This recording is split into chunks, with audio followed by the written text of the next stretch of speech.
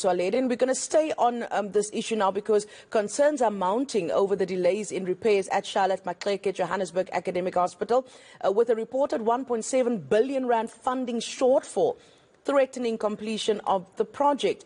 This comes after a public protector's report found maladministration and systemic failures between Gauteng government departments following the 2021 fire. You heard what the minister had to say. Now you saw their report or their feedback after that site visit today.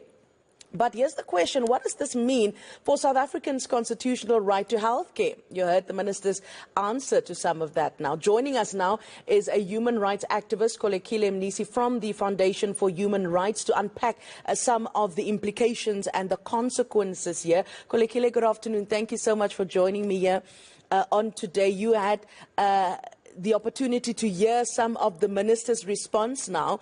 So I want to start with maybe what you make of that, especially after that visit that we saw this morning. Good afternoon, and thank you for having me. Just a slight correction.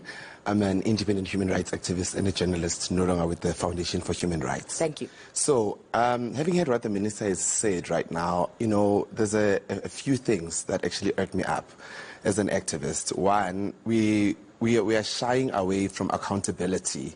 You know, we are not out here looking at the core issues and saying this is where it went wrong.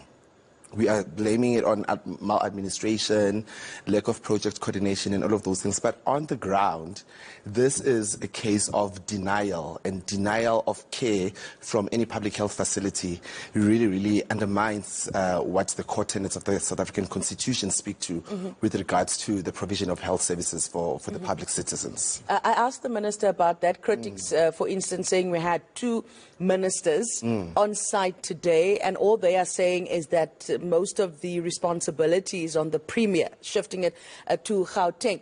The minister's response to that, and I'm paraphrasing now, is that critics who have that argument does not understand how government and the different spheres of the state function, because ultimately the responsibility lies with the provincial department. Your thoughts on that? So my thoughts on that, it's a very PR answer, if you ask me.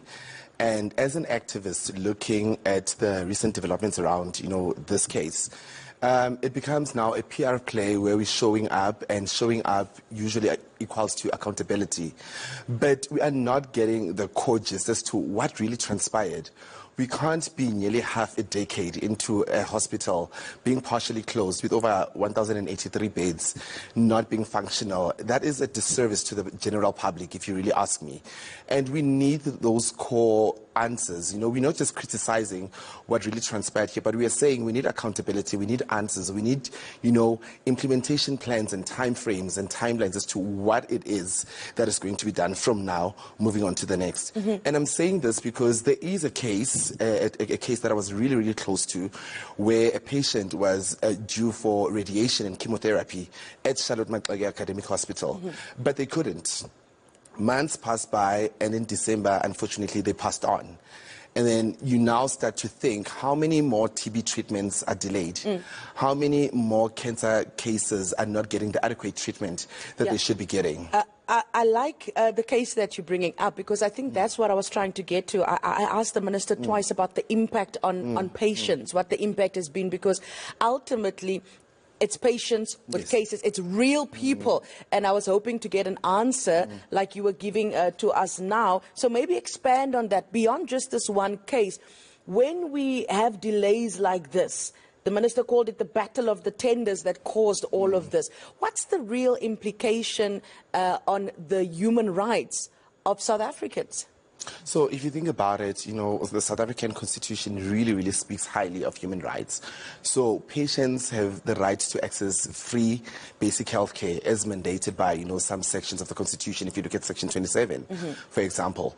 So at the core, at the very least, you know, it's patients being not attended to when they need to be attended to, and we are speaking to a huge population that really relies on, government services, where there's a patients at most who are unemployed, they're having to fend for the money to get to the hospital, and they're being denied health care.